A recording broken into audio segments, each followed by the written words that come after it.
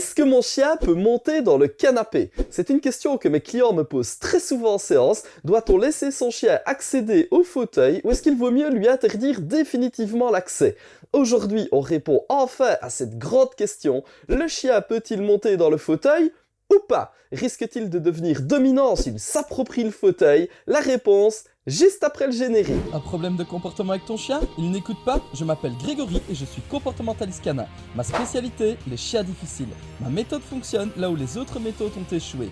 Arrête de subir les mauvais comportements de ton chien et commence dès à présent le travail sur laméthodegreg.com. Et avec ma méthode en ligne, finis les problèmes de comportement. Bonjour à toi, c'est Grégory, le comportementaliste canin. Dans cette vidéo, je vais enfin répondre à cette grande question qu'énormément de propriétaires de chiens se posent. Doit-on laisser le chien monter dans le canapé? Oui ou non? Eh bien, voilà ma réponse. Ce n'est sûrement pas celle à laquelle tu t'attends, mais on s'en fout.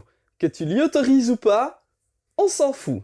Super réponse, nous voilà bien avancé, t'es vraiment crédible comme comportementaliste canin. Merci pour ce merveilleux conseil. Je vais quand même me permettre de développer un tout petit peu ma réponse, et tu vas voir qu'elle n'est pas aussi bête qu'elle en a l'air. Je pars du principe que chaque maître vit avec son chien, et que chaque relation est différente. Chaque personne possède également des attentes différentes envers son chien.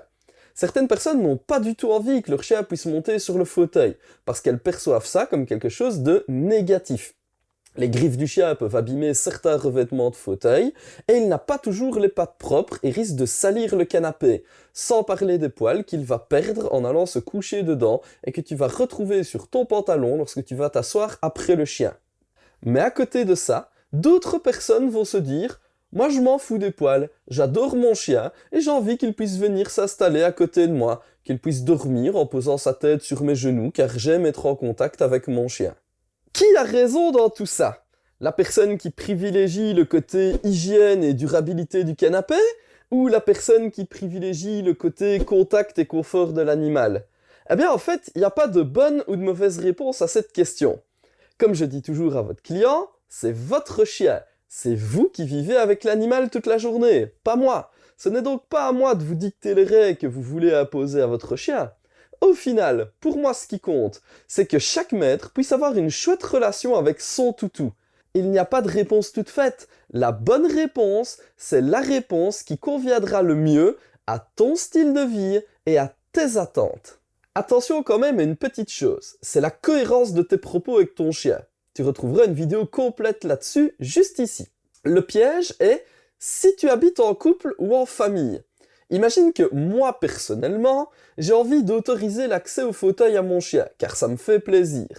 Mais qu'à côté de ça, la personne avec qui je partage ma vie refuse que le chien monte dessus et se fâche sur l'animal dès qu'il y monte. On se retrouve dans une situation qui est incohérente pour mon chien, car selon la personne à qui il aura affaire, la règle sera différente. Ça pour un chien, c'est très mauvais, il va être complètement perdu. C'est pour ça qu'il faudra alors passer par la case des compromis pour décider avec toutes les personnes qui partagent ma vie si oui ou non le chien a le droit de monter sur le canapé. Et peu importe qui sera avec le chien, cette règle devra toujours être appliquée. Maintenant que tu as la réponse, on va s'attaquer à une croyance profondément ancrée chez pas mal de monde. Le chien ne risque-t-il pas de devenir dominant s'il monte sur le fauteuil ? Juste avant qu'on s'attaque à ce gros morceau, laisse un like sur la vidéo, abonne-toi à la chaîne et active la cloche des notifications pour ne pas manquer mes prochaines vidéos. Quand on se balade sur internet, qu'on lit certains livres sur l'éducation canine ou qu'on fait venir un comportementaliste un tout petit peu foireux, on voit souvent passer ce conseil. Il faut interdire au chien de monter sur le fauteuil pour lui montrer que c'est vous le chef. Et parfois le conseil est un tout petit peu transformé. S'il se met à la hauteur du maître, il va croire qu'il est au même niveau dans la hiérarchie. Est-ce que toutes ces idioties sont vraies? La réponse est bien évidemment dans la question non. Mais attention, parce que dans tous les dictons, les petites phrases ou dans les clichés, il y a bien souvent un petit fond de vérité. Et c'est également le cas pour le chien qui ne peut pas monter dans le canapé pour des raisons de dominance et de hiérarchie. Je te développe tout ça. Le chien est de base un animal de meute. Il y a un rapport différent avec chaque membre de la meute. Et en tant qu'humain de ton chien, que tu le veuilles ou non, dans sa tête, tu fais partie de sa meute. Il y a donc un rapport hiérarchique entre toi et ton chien. Je ne vais pas te parler de dominance, car le but n'est pas de soumettre ton chien, mais plutôt d'autorité, car on a envie qu'il t'écoute.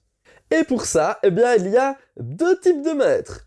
Ceux qui ont de l'autorité sur leur chien et ceux qui n'en ont pas. Oui, mais moi, parfois, mon chien, il obéit bien, j'ai de l'autorité sur lui. Enfin, sauf quand il n'a pas envie, là, il fait un peu ce qu'il veut.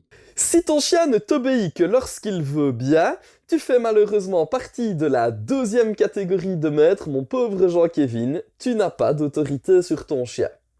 On va vulgariser un peu les choses pour que tu comprennes bien. Évidemment, ça ne fonctionne pas vraiment comme ça, mais ce sera plus simple pour comprendre. Imagine qu'on note en pourcentage le niveau d'autorité que tu as sur ton chien. 0%, ton chien fait ce qu'il veut et tu n'as rien à dire. 100%, ton chien t'écoute à chaque fois. Tu t'en doutes, ce sont des valeurs théoriques, mais moi je n'ai pas la prétention d'avoir 100% d'autorité sur Lycan, et je t'avoue que ce n'est pas du tout ce que je recherche. Moi, ce qui compte, c'est qu'il m'obéisse bien, et donc de me situer dans la zone haute. Si tu veux augmenter l'autorité que tu as sur ton chien, il y a 3 manières principales de le faire, et une infinité de petites choses secondaires. Le premier point, c'est d'être clair, cohérent et juste dans tes ordres. Je te renvoie vers ma vidéo qui parle de ça juste ici. Le deuxième point, c'est de mettre du cadre à ton chien, des règles de savoir-vivre. Tu ne voles pas de ma nourriture, tu ne sautes pas sur la table, tu ne me mordis pas, tu ne sautes pas sur les invités, ce sont plein de petits exemples. Et pour finir, la troisième façon, c'est de faire des apprentissages avec ton chien.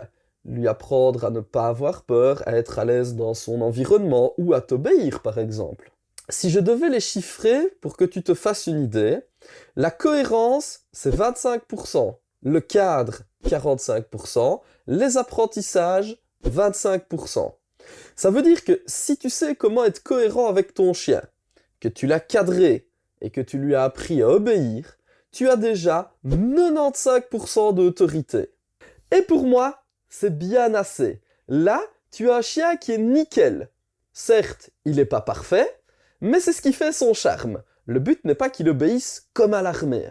Et les 5% qui restent, ce sont cette infinité de petites choses secondaires dont je te parlais tout à l'heure, comme le fait qu'il ne puisse pas monter sur le lit, lui interdire le fauteuil, qu'il passe systématiquement la porte après toi. Là, logiquement, tu reconnais pas mal de conseils foireux qu'on trouve à gauche à droite.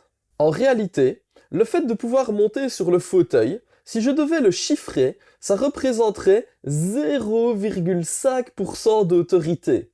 Donc oui, si j'interdis à mon chien de monter dessus, je gagnerais en autorité. Pas grand-chose, mais assez pour qu'on ne puisse pas dire que la croyance du chien qui n'a rien à faire sur le fauteuil soit totalement fausse.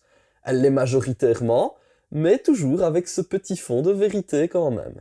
Ce qui me fait marrer, ce sont les gens qui te donnent systématiquement ce conseil. Tu as un problème parce que ton chien aboie sur les gens qui rentrent, on te répond « Surtout, ne laisse pas ton chien aller sur le fauteuil ».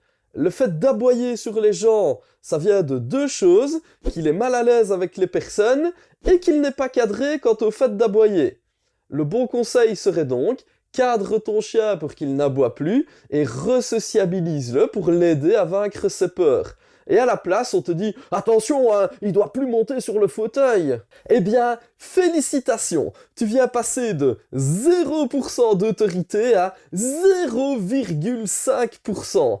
Alors que si tu ne fais que la moitié du travail dont je t'ai parlé précédemment et que tu cadres ton chien, tu passeras de 0% à 45%. Et si tu prends le temps de faire un apprentissage pour le désensibiliser de ses peurs, tu passeras à 70%. En éducation canine, on n'a pas toujours le temps nécessaire pour arriver à avoir un chien parfait. Alors il faut maximiser l'efficacité des apprentissages et aller droit au but. Que le chien monte sur le fauteuil ou pas, on s'en fout du malheureux demi-pourcent. Fais-toi plaisir si tu aimes l'avoir à côté de toi. Tant que tu as un minimum d'autorité sur ton toutou, tout ira bien. Le seul cas de figure qui pour moi justifie de mettre un interdit ferme sur le fauteuil, c'est si ton chien se l'est approprié et qu'il commence à montrer des signes d'agressivité lorsqu'il s'y trouve. Là, on ne chipote pas, on le vire définitivement du fauteuil. Si tu as un chien têtu qui refuse de lâcher l'affaire alors que tu souhaites lui interdire l'accès au fauteuil, je t'ai fait une petite formation pour lui interdire l'accès au canapé. Tu trouveras le lien juste ici et je te le mets également dans la description. Comme tu as regardé cette vidéo, je te mets également un petit code promo dans la description qui t'offrira 20% de réduction sur la formation. Pour conclure, si tu aimes que ton chien monte sur le fauteuil, laisse-le faire. Si tu n'aimes pas qu'il y aille, ne le laisse surtout pas s'y installer. Au final, la bonne solution, c'est celle qui conviendra le mieux à ton mode de vie et à tes envies. Je te donne rendez-vous la semaine prochaine pour une autre vidéo sur l'éducation canine.